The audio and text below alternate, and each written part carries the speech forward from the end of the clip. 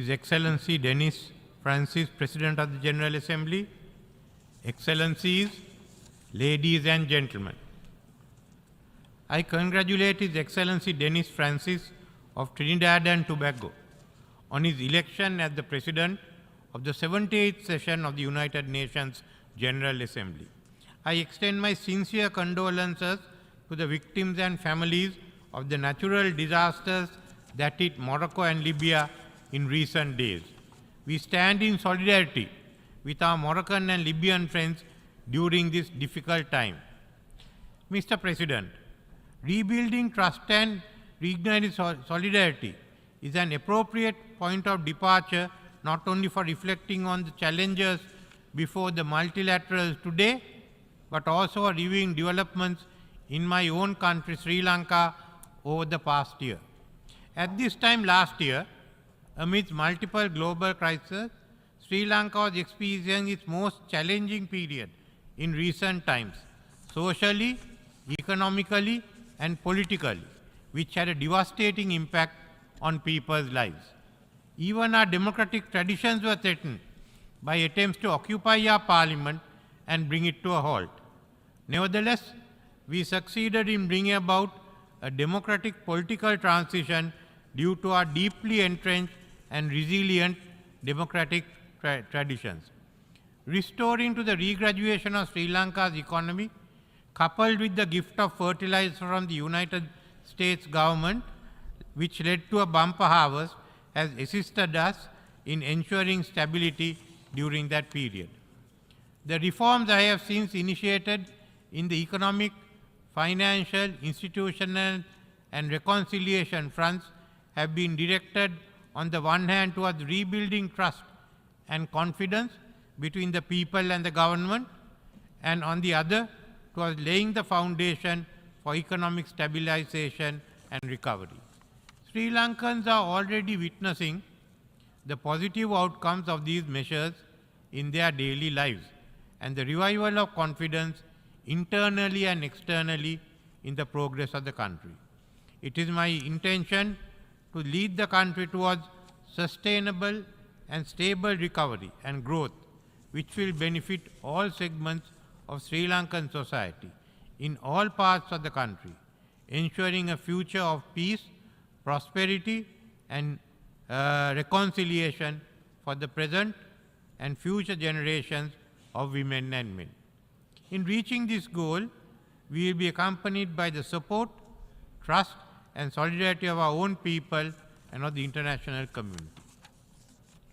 Mr. President, as we turn the corner towards the 80th anniversary of the UN and prepare for the Summit of the Future in 2024, we see the fragmented geopolitical landscape of a multipolar world where new centers of global power have emerged. Accompanying this systemic change are on one hand great expectations of development and human progress, with millions of people rising out of poverty to prosperity. On the other hand, we see a world where former big power rivalries and geopolitical tensions have reignited in open war, overlapping with new theaters of conflict and tension on land and in the oceans. Security alliances have expanded, and recent arrangements have been formed to deal with strategic threats, perceptions in old and new theaters of conflict. North-South divisions are widening with the digital divide, the financial and debt crisis, and the energy transition. Contrary to the promise of 2030, today we are seeing levels of poverty and hunger not witnessed in decades. Neutral, non-aligned countries of the global south, such as Sri Lanka, are once again constrained in between new global power configurations, facing those who do not respect the sovereignty of our nations. In numerous recent declarations in the UN and beyond, including at the G20 in Delhi, the BRICS in Pretoria, and G7 in Hiroshima, we have agreed that our challenges are interconnected across borders and all other divides. We must grasp the opportunity to unite in order to build an inclusive future. It is an appropriate reflection of this current global predicament that the theme for this year's general debate is rebuilding trust and reuniting global solidarity.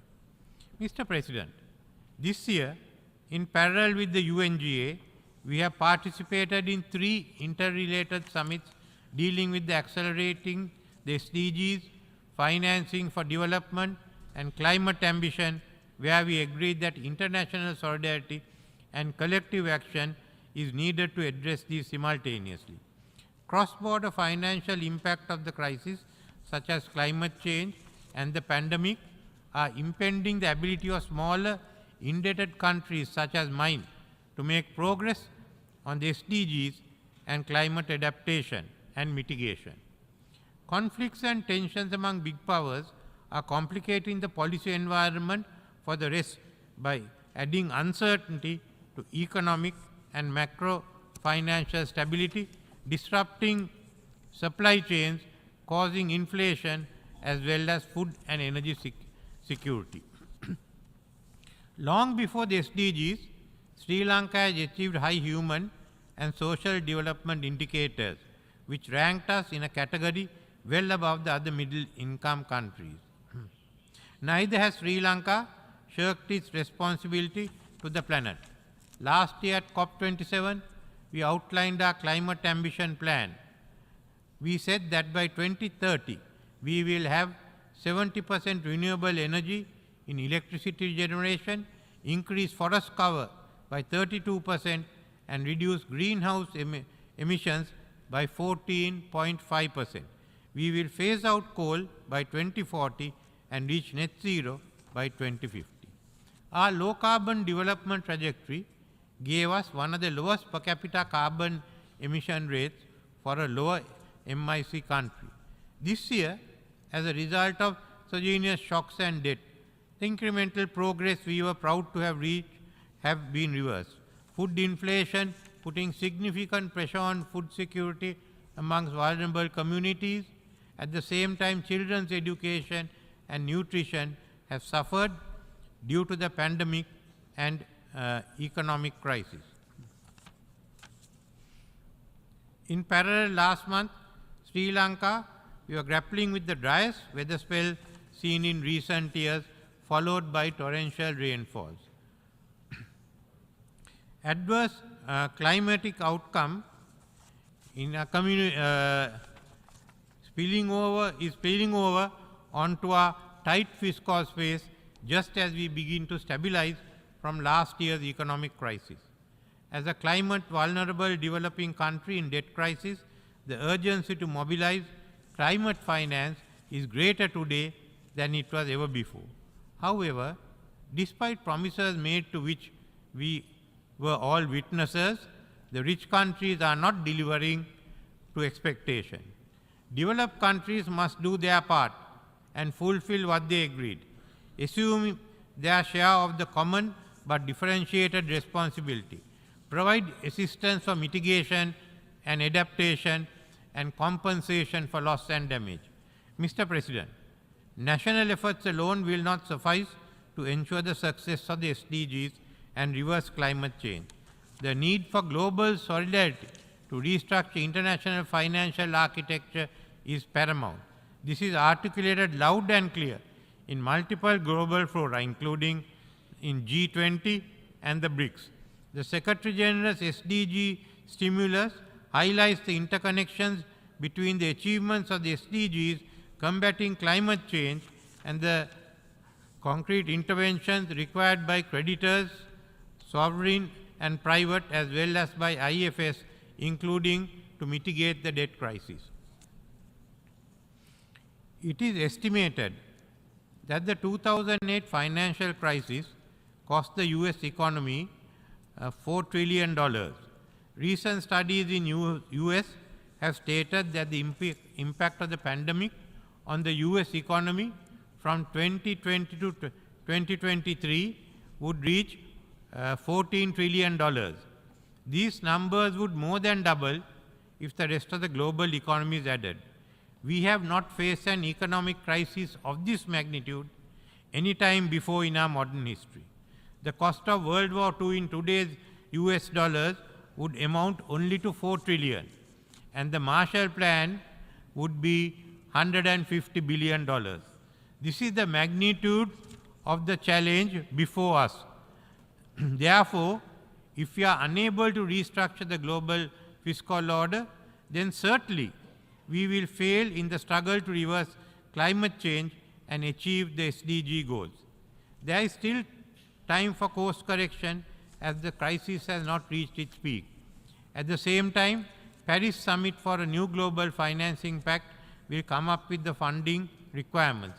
Therefore, the summit for the future should not be crafting new programs, but restructuring the present financial architecture to suit the needs of climate change and sustainable development. Mr. President, this must be the priority of the General Assembly. We cannot afford to allow divisions to drive focus away from this crisis. While key issues such as the Bridgetown Initiative and the necessity to address the debt of low-income countries are being discussed in this Assembly, it's not commanding the attention it deserves. Unfortunately, the Security Council has failed to give priority to these connected issues of climate change, debt relief, and sustainable development. This impacts the future of the mankind. The survival of the planet must be our priority. We cannot afford to go into this war with a divided high command. The future of all species on the globe is dependent on our ability to put aside our rivalries until this crisis is solved. Multilateral machinery, which reflects the world of the past century, needs to be reformed to meet the challenges of the present and the future. A machinery which has failed to find a solution to the long-standing Palestine question. The composition of the Security Council must be expanded to be representative of current global diversity and decision-making. In parallel, the role of the UN General Assembly must be strengthened. We are asking that the permanent members engage in a credible dialogue which will lead to a unified approach to combat these threats ahead of the next sessions.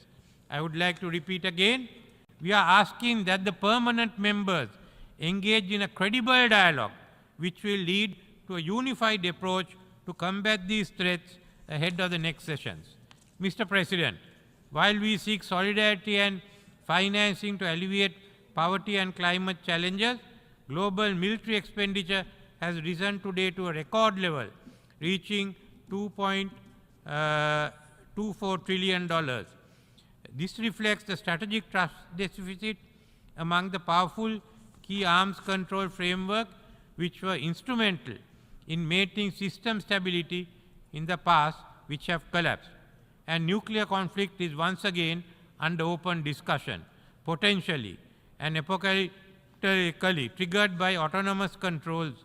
We urge restraint in the increase of military expenditure which leads to escalation of conflict. Developing countries have been the voice of sanity and reason in this regard for decades. In keeping with Sri Lanka's long-standing position, supportive of disarmament of the weapons of mass destruction and nuclear weapons, this year Sri Lanka ratified the Comprehensive Test Ban Treaty. Yesterday, we acceded to the Treaty on Prohibition of Nuclear Weapons. The war in Ukraine has far-reaching and severe financial and humanitarian repercussions on food, hunger and debt in all parts of the world, including Sri Lanka. It is recalled that the UN Charter vests on powerful states in the Security Council the responsibility to maintain international peace and security and to de-escalate rather than ignite conflict. We need to halt the momentum where this and other big power tensions are spilling over into established areas of international rules-based cooperation forged over decades of multilateral negotiation, ranging from international trade to ocean governance.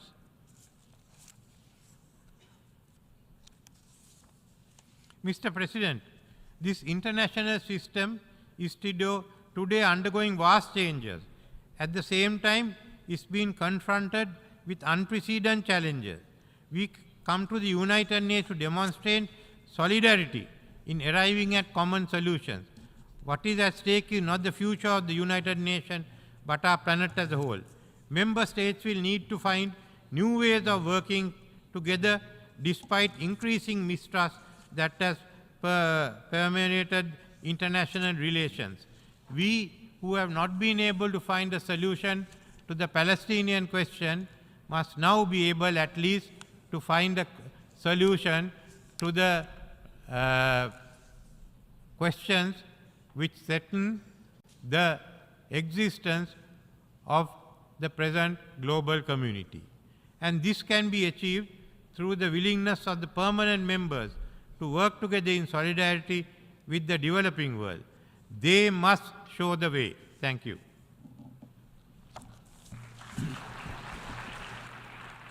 On behalf of the Assembly, I wish to thank the President of the Democratic Socialist Republic of Sri Lanka, Head of State, for the statement just made, and I request protocol to escort His Excellency. The Assembly will now hear an address by His Excellency Denis Sassou Nguesso, the President of the Republic of Congo. I request protocol to